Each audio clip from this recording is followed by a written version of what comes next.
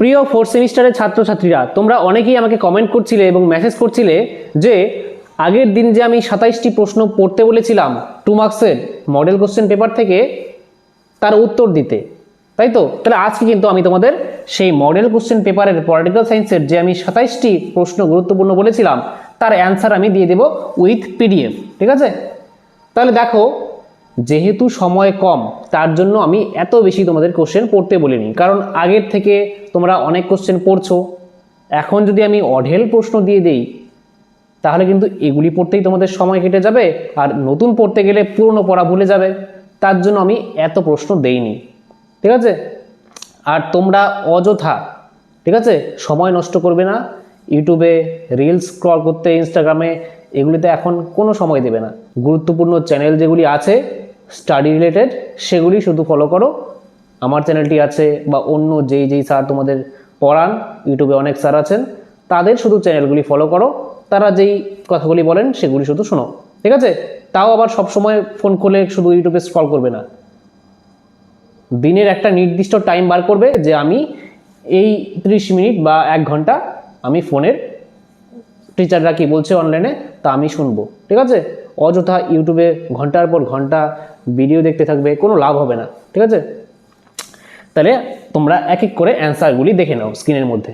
তাহলে তোমরা স্ক্রিনের মধ্যে দেখতে পাচ্ছ model question paper political science sem 4 unit 1-এ আমি যেই গুরুত্বপূর্ণ প্রশ্নগুলি পড়তে বলেছিলাম সেগুলির উত্তর তোমরা দেখে নাও। যে ইন্টারন্যাশনাল রিলেশনস কথাটি প্রথম কে এবং কত সালে ব্যবহার করেন? তাহলে উত্তর হচ্ছে ইন্টারন্যাশনাল রিলেশনস কথাটি প্রথম জেরেমি বেনথাম 1789 সালে প্রকাশিত an introduction to the principles of morals and legislation গ্রন্থে ব্যবহার করেন। তারপরে পামার ও পারকিন্স আন্তর্জাতিক সম্পর্ক বলতে কি বুঝিয়েছেন? ঠিক আছে, এখানে পামার ও পারকিন্স হবে। তাহলে উত্তর হচ্ছে পামার ও পারকিন্সের মতে আন্তর্জাতিক সম্পর্ক বিশ্ব সমাজের সকল মানুষ ও গোষ্ঠীর সকল সম্পর্ক, মানুষের জীবন, ক্রিয়াকলাপ ও চিন্তার প্রকৃতি নিয়ন্ত্রণকারী শান্তি, চাপ ও প্রক্রিয়া আলোচনা করে। তারপরে প্রশ্ন দেখো, যে কবে কি উদ্দেশ্যে জাতিসংঘ গঠিত হয়েছিল? তোমরা 3rd সেমিস্টারে এটা পড়েছিলে, তাই না? যে জাতিসংঘ অর্থাৎ লিগ অফ নেশন গঠিত হয়েছিল 10 জানুয়ারি 1920 সালে। জাতিসংঘ গঠনের প্রধান উদ্দেশ্য ছিল প্রথম বিশ্বযুদ্ধের পর বিশ্বে স্থায়ী শান্তি প্রতিষ্ঠা করা। এর লক্ষ্য ছিল যুদ্ধ প্রতিরোধ করা এবং দেশগুলোর মধ্যে বিরোধ শান্তিপূর্ণভাবে মীমাংসা করা। তোমরা জানো যে প্রথম বিশ্বযুদ্ধ হয়ে যায় 1914 থেকে 1918 সালের মধ্যে। তাহলে এই বিশ্বযুদ্ধের পর, অর্থাৎ প্রথম বিশ্বযুদ্ধের পর বিশ্বের মধ্যে যাতে আর কোনো বিশ্বযুদ্ধ না হয় তার জন্য কিন্তু এই সংগঠনটা গঠন করা হয়েছিল। কিন্তু প্রথম বিশ্বযুদ্ধের পরে দ্বিতীয় বিশ্বযুদ্ধ হয়ে যায়, তাই না? তারপরে এই জাতিসংঘ বিলুপ্ত হয়ে যায়, তাই না? যেহেতু আটকাতে পারেনি দ্বিতীয় বিশ্বযুদ্ধকে। তারপরে দ্বিতীয় বিশ্বযুদ্ধের পরে বিশ্বের মধ্যে যাতে আর তৃতীয় বিশ্বযুদ্ধ না হয় তার জন্য গঠিত হয় সম্মিলিত জাতিপুঞ্জ অর্থাৎ ইউনাইটেড নেশনস।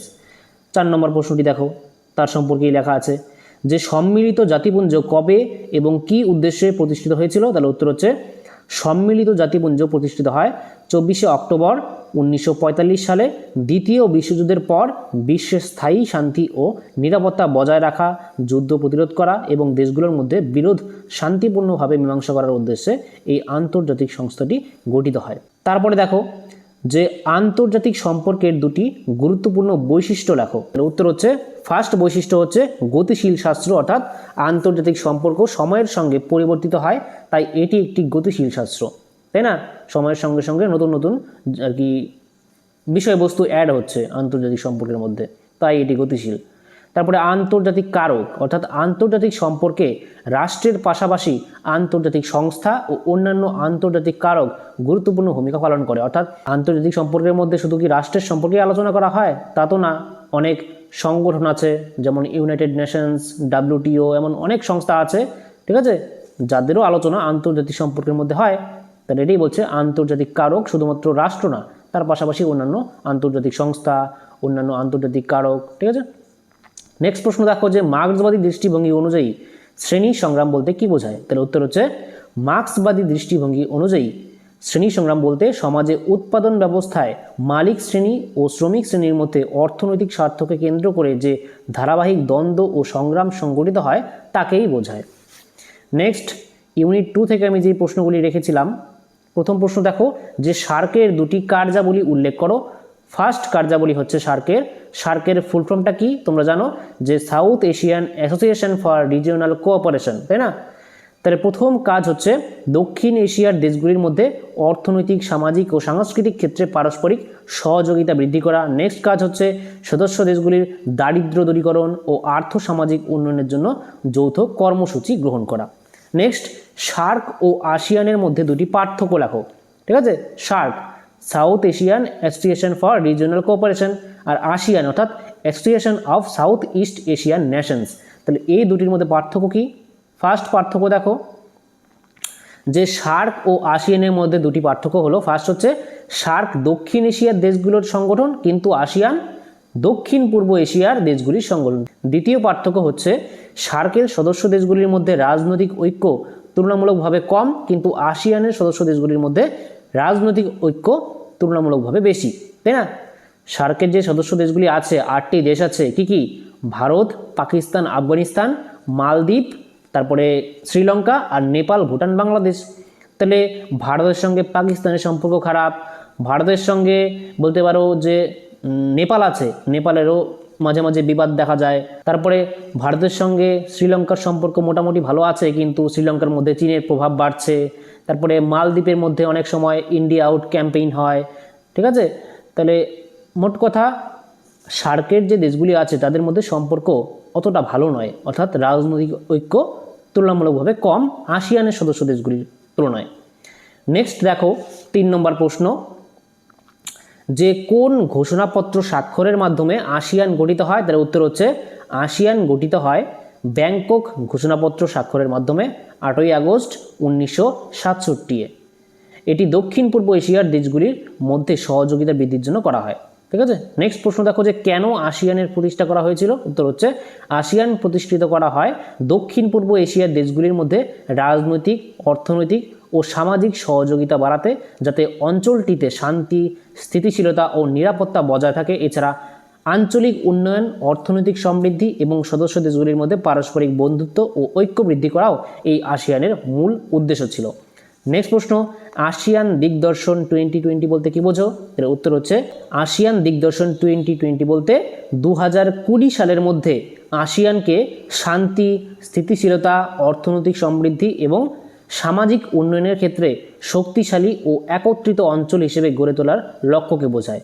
এটি সদস্য দেশগুলির মধ্যে সহযোগিতা ও ঐক্য বৃদ্ধির একটি দিক নির্দেশনা বা ভিশন হিসেবে প্রণীত হয়েছিল।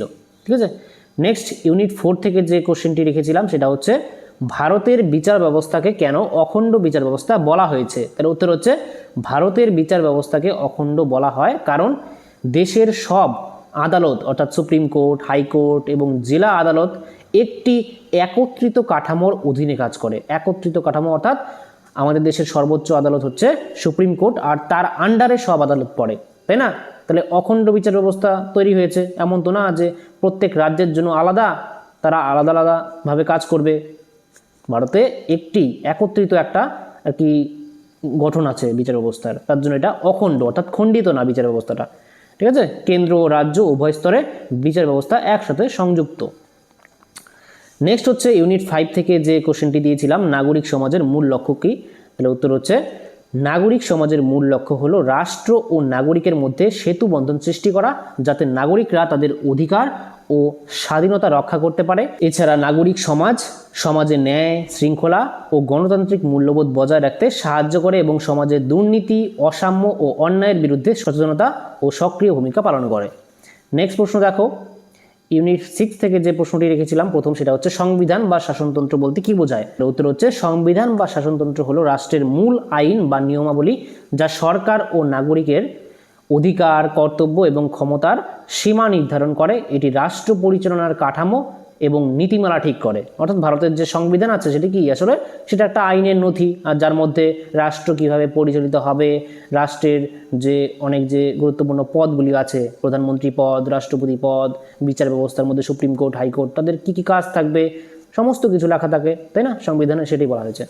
নেক্সট প্রশ্ন দেখো যে সংবিধান হলো একটি গতিশীল দলিল, কথাটি কে এবং কোন বইতে বলেছেন? তাহলে উত্তর হচ্ছে সংবিধান হলো একটি গতিশীল দলিল, কথাটি অধ্যাপক M.V. পাইলি তার an introduction to the constitution of India গ্রন্থে বলেছেন। ঠিক আছে, নেক্সট প্রশ্ন দেখো যে সংবিধান সংশোধনের সরল পদ্ধতিটি লেখো। তাহলে আমি যে সংবিধান সংশোধনের যে 3টি পদ্ধতি লিখিয়েছিলাম তার মধ্যে যে সাধারণ সংখ্যাগরিষ্ঠতার পদ্ধতি সেটাই হচ্ছে সরল পদ্ধতি। তারপরে যে আমি বিশেষ সংখ্যাগরিষ্ঠতার পদ্ধতি লিখিয়েছিলাম সেটা হচ্ছে আংশিক জটিল পদ্ধতি। আর যে আমি আরেকটা লিখিয়েছিলাম সেটা হচ্ছে বিশেষ সংখ্যাগরিষ্ঠতা ও রাজ্যগুলির অনুমোদনের মাধ্যমে সংশোধনের পদ্ধতি, এটা হচ্ছে জটিল পদ্ধতি। ঠিক আছে, তাহলে এই 3টি কিন্তু মনে রাখবে। তাহলে ফার্স্ট উত্তর কি বলে দিচ্ছি যে সংবিধান সংশোধনের সরল পদ্ধতিটি লেখো। তাহলে উত্তর হবে সাধারণ সংখ্যাগরিষ্ঠতার পদ্ধতি। পয়েন্ট করে লিখবে যে ভারতীয় সংবিধানের এমন কিছু বিষয় আছে যেগুলি পার্লামেন্টের সাধারণ সংখ্যাগরিষ্ঠতায় সংশোধন করা যায়, অর্থাৎ পার্লামেন্টের উভয় কক্ষে উপস্থিত ও ভোটদানকারী সদস্যের অধিকাংশের দ্বারা বিলটি সমর্থিত হতে হয়। নেক্সট হচ্ছে সংবিধান সংশোধনের আংশিক জটিল পদ্ধতিটি লেখো। তাহলে উত্তর হবে বিশেষ সংখ্যাগরিষ্ঠতার পদ্ধতি। তোমরা পয়েন্ট দিয়ে লিখবে যে ভারতীয় সংবিধানের এমন কিছু বিষয় আছে যেগুলি পার্লামেন্টের বিশেষ সংখ্যাগরিষ্ঠতায় সংশোধন করা যায়, অর্থাৎ পার্লামেন্টের উভয় কক্ষে মোট সদস্যের অর্ধেকের বেশি এবং উপস্থিত ও ভোটদানকারী সদস্যের 2/3 কর্তৃক সমর্থিত হতে হয়। নেক্সট আছে যে সংবিধান সংশোধনের জটিল পদ্ধতিটি কি। তাহলে লিখবে তোমরা যে বিশেষ সংখ্যাগরিষ্ঠতা ও রাজ্যগুলির অনুমোদনের মাধ্যমে সংশোধনের পদ্ধতি, অর্থাৎ পার্লামেন্টের উভয় কক্ষে মোট সদস্যের অর্ধেকের বেশি এবং উপস্থিত ও ভোটদানকারী সদস্যের 2/3 দ্বারা সমর্থিত হতে হয়। এরপর সংশোধনী বিলটি রাজ্য আইনসভাগুলির অনুমোদনের জন্য প্রেরণ করা হয়। অর্ধেক রাজ্য আইনসভা কর্তৃক সংশোধনী বিলটি অনুমোদন লাভ করলে বিলটিতে রাষ্ট্রপতির স্বাক্ষরের পর আর কি সংশোধনী আইনে পরিণত হয়ে যায়। ঠিক আছে, এটা একটা জটিল পদ্ধতি। নেক্সট দেখো যে ভারতের সংবিধান সংশোধন পদ্ধতির 2টি ত্রুটি লেখো। তাহলে এই প্রশ্নের উত্তর তোমরা লিখবে ফার্স্ট ত্রুটি হলো কখনো কখনো রাজনৈতিক স্বার্থে সংশোধন করা হয়, ফলে সংবিধানের যে স্থায়িত্ব সেটা ঝুঁকির মধ্যে পড়ে, তাই না? অনেক সময় রাজনৈতিক যে দলগুলি আছে যারা সরকার গঠন করে তারা নিজেদের স্বার্থের জন্য সংবিধান চেঞ্জ করে দেয়, অর্থাৎ নিজেদের ক্ষমতা বাড়ানোর জন্য কোনো চেঞ্জ করে দিল, তাহলে এটা একটা ত্রুটি। তারপরে সংবিধান সংশোধনের প্রক্রিয়া জটিল এবং সময় সাপেক্ষ, দ্রুত পরিবর্তন আনা কঠিন। যেহেতু আমাদের ভারতের সংবিধান হচ্ছে অংশত সুপরিবর্তনীয় এবং অংশত দুষ্পরিবর্তনীয়, তাহলে অনেক প্রক্রিয়া আছে সংশোধনের যেটা একটু জটিল, তার জন্য অনেকটা সময় সাপেক্ষ, অর্থাৎ অনেকটা টাইম লেগে যায়, তাহলে এটা একটা ত্রুটি বলতে পারো। নেক্সট প্রশ্নের উত্তর দেখো যে 42তম সংবিধান সংশোধনের মাধ্যমে কোন 2টি শব্দ প্রস্তাবনার সাথে যুক্ত করা হয়। তার উত্তর হচ্ছে একটা হচ্ছে সমাজতান্ত্রিক আর একটা হচ্ছে ধর্মনিরপেক্ষ, অর্থাৎ সোশ্যালিস্ট, আর একটা হচ্ছে সেকুলার। নেক্সট প্রশ্ন দেখো যে কোন বিলে রাষ্ট্রপতি ভিটো প্রয়োগ করতে পারে না, বা অথবা দিয়ে আসতে পারে যে কোন বিলে রাষ্ট্রপতি স্বাক্ষর করতে বাধ্য থাকেন। তার উত্তর হচ্ছে অর্থ বিলে। ঠিক আছে, অর্থ বিলে কিন্তু রাষ্ট্রপতি স্বাক্ষর দান করতে বাধ্য থাকে। নেক্সট প্রশ্ন দেখো যে বলবন্তরাও মেহতা কমিটি কবে এবং কেন গঠন করা হয়েছিল। তার উত্তর হচ্ছে 1957 খ্রিস্টাব্দে বলবন্ত রায় মেহতা কমিটি গঠিত হয়েছিল মূলত কমিউনিটি ডেভেলপমেন্ট প্রোগ্রাম এবং ন্যাশনাল এক্সটেনশন সার্ভিসের মূল্যায়ন ও পর্যালোচনা করার জন্য। এই কমিটি তাদের প্রতিবেদনে গণতান্ত্রিক বিকেন্দ্রীকরণ ধারণার ওপর জোর দেয়, অর্থাৎ এই যে বলবন্ত রায় মেহতা কমিটি এর ভিত্তিতেই কিন্তু, এই কমিটির সুপারিশের ভিত্তিতেই পরে কিন্তু আর কি ভারতের মধ্যে ত্রিস্তরীয় পঞ্চায়েতি রাজ ব্যবস্থা গঠন করা হয়েছিল, যার 3টা স্তর, গ্রাম স্তরে গ্রাম পঞ্চায়েত, তারপরে ব্লক স্তরে পঞ্চায়েত সমিতি, আর জেলা স্তরে জেলা পরিষদ। এবার দেখো পরে প্রশ্ন যে বলবন্তরাও মেহতা কমিটির সুপারিশ সংক্ষেপে লেখো, অর্থাৎ কী কী সুপারিশ করেছিল এই কমিটি। তাহলে দেখো যে বলবন্তরাও মেহতা কমিটি গ্রামীণ অঞ্চলে পঞ্চায়েত ব্যবস্থার প্রতিষ্ঠার জন্য সুপারিশ করেছিল, অর্থাৎ গ্রামীণ যে স্বায়ত্তশাসন ব্যবস্থা তাকেই বলা হয় পঞ্চায়েতি রাজ ব্যবস্থা, তাই না? তারপরে এই কমিটি ত্রিস্তরীয় পঞ্চায়েত ব্যবস্থা প্রবর্তনের কথা বলেছে, যথা গ্রাম পঞ্চায়েত, পঞ্চায়েত সমিতি এবং জেলা পরিষদ। এছাড়া প্রত্যক্ষ ভোটে সদস্য নির্বাচন, তারপরে স্থানীয় উন্নয়নের কাজ পরিচালনা এবং রাজ্য সরকারের তদারকি ও সহায়তা পাওয়ার পরামর্শ দিয়েছিল। নেক্সট দেখো যে গ্রাম পঞ্চায়েতের প্রথম সভা কে আহ্বান করেন। উত্তর হচ্ছে বিডিও, ঠিক আছে, block development officer. Next panchayat raj ব্যবস্থার জনক বলা হয় কাকে। তার উত্তর হচ্ছে বলবন্ত রায় মেহতা, ঠিক আছে, তাকে কিন্তু ভারতের পঞ্চায়েত ব্যবস্থার জনক বলা হয়, কারণ তিনি গণতান্ত্রিক বিকেন্দ্রীকরণের জন্য কিন্তু বলেছিলেন। ঠিক আছে, সেই কমিটির মধ্যে তিনি সভাপতিত্ব করেছিলেন, বলবন্ত রায় মেহতা কমিটি, সেই কমিটিতে তিনি যে সভাপতিত্ব করেছিলেন, আর তার সুপারিশেই যে ভারতের মধ্যে ত্রিস্তরীয় পঞ্চায়েতি রাজ ব্যবস্থা গঠন করা হয়, তার জন্যই তাকে পঞ্চায়েত রাজ ব্যবস্থার জনক বলা হয়। নেক্সট দেখো যে ন্যায় পঞ্চায়েতের কাজ কি। তার উত্তর হচ্ছে ন্যায় পঞ্চায়েত হলো একটি স্বায়ত্তশাসিত সংস্থা যা গ্রাম স্তরে ছোটোখাটো দেওয়ানি ও ফৌজদারি মামলাগুলির নিষ্পত্তির জন্য গঠন করা হয়েছে। আর গ্রাম পঞ্চায়েত কর্তৃক নির্বাচিত 5 জন সদস্যকে নিয়ে ন্যায় পঞ্চায়েত গঠিত হয়। নেক্সট প্রশ্ন যে কাউন্সিলর কাদের বলা হয়? পৌরসভার নির্বাচিত সদস্যদের কাউন্সিলর বলা হয়, তোমরা জানো, ক্লাসে করিয়েছিলাম। তারপরে পৌরসভার কাউন্সিলর হলেন সেই ব্যক্তি যাকে নাগরিকরা সরাসরি ভোট দিয়ে নির্বাচিত করেন এবং পৌরসভার বিভিন্ন এলাকায় সেবা, উন্নয়ন ও প্রশাসনিক কাজের দায়িত্ব পালন করেন। তাহলে এই হয়ে গেল সমস্ত উত্তর আলোচনা। তাহলে তোমরা এই পিডিএফটা কোথায় পাবে? আমি কিন্তু টেলিগ্রাম গ্রুপে দিয়ে দেবো। এই ভিডিওর ডেসক্রিপশন বক্সে দেখো একটা টেলিগ্রাম গ্রুপের লিঙ্ক আছে, তোমরা সেই গ্রুপে যুক্ত হয়ে যাও, সেখানে কিন্তু আমি এই পিডিএফটা দিয়ে দেবো। ঠিক আছে, তাহলে ভিডিওটি শেষ পর্যন্ত দেখার জন্য অসংখ্য ধন্যবাদ। তাহলে তোমাদের পরীক্ষার জন্য বেস্ট উইশেস। তাহলে দেখা হচ্ছে নেক্সট কোনো ভিডিওতে, ততক্ষণের জন্য বাই।